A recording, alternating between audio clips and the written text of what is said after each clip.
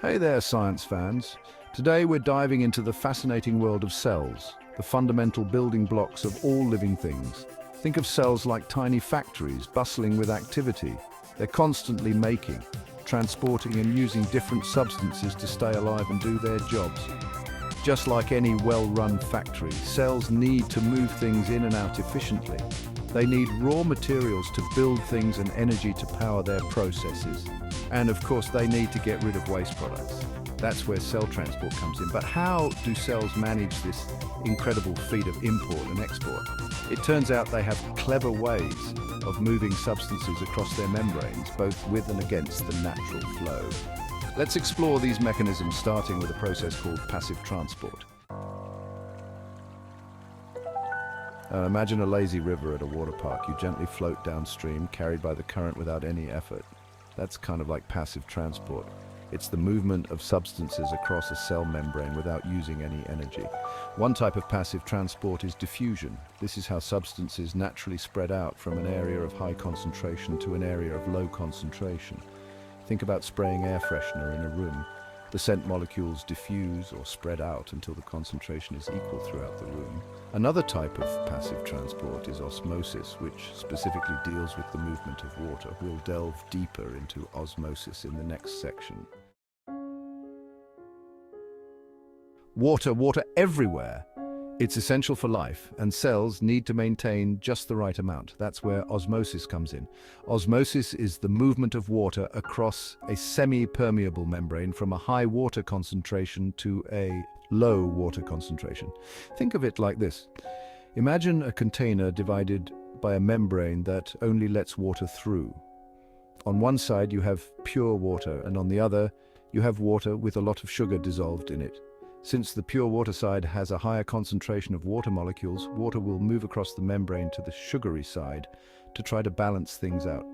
This movement of water can have big impacts on cells, causing them to swell up or shrink depending on the surrounding environment. Have you ever noticed how quickly the aroma of freshly brewed coffee fills a room?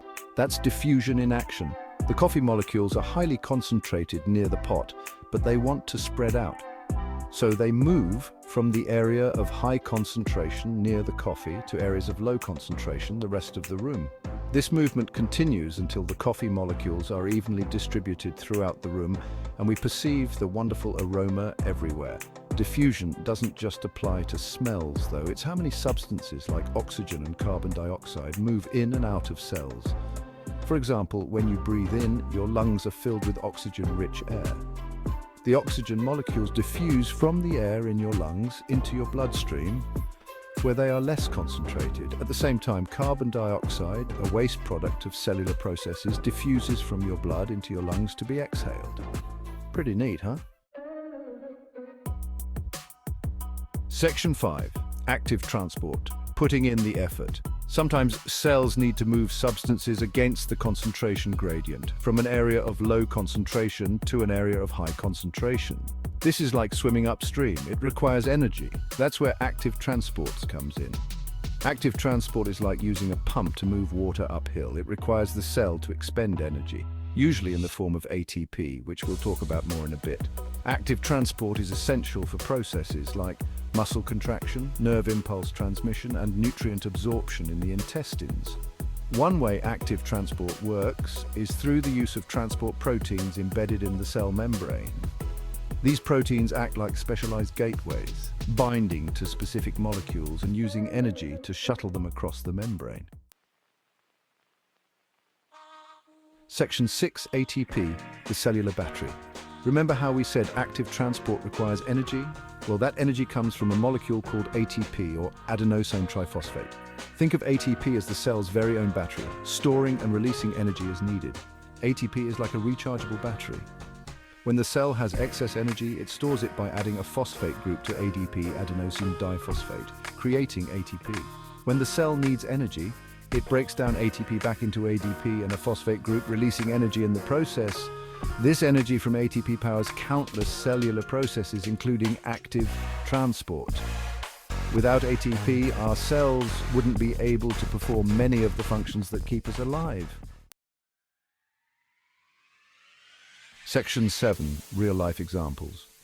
From your body to the world around us, cell transport is happening all around us, even if we don't see it.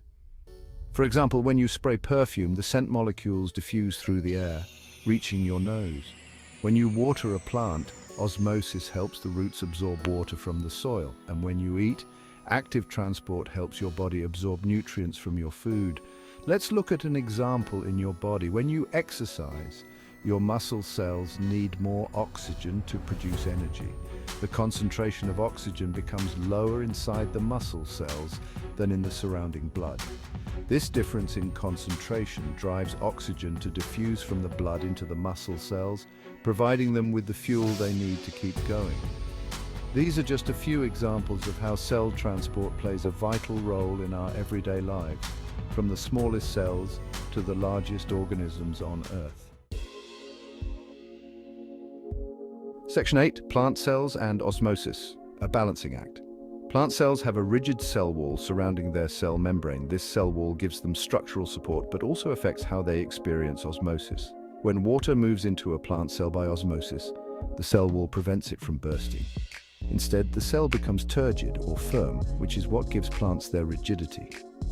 However, if a plant loses too much water, the cells lose turgor pressure and become flaccid, causing the plant to wilt. This is why it's important to water your plants regularly. The water moves into the plant cells by osmosis, helping them maintain turgor pressure and stay upright.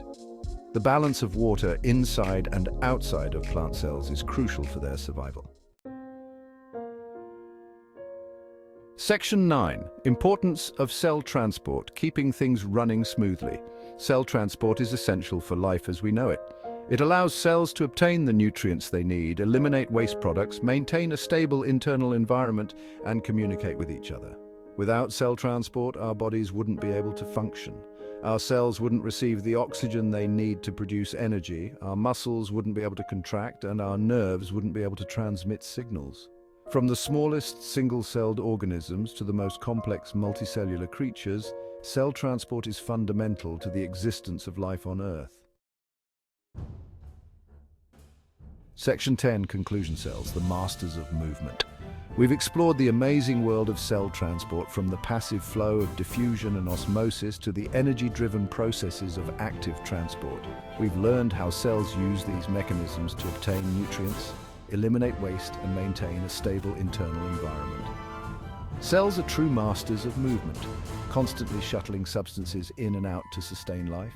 So next time you see a plant reaching for the sun or feel your heart beating, take a moment to appreciate the incredible dance of molecules happening within every cell of your body.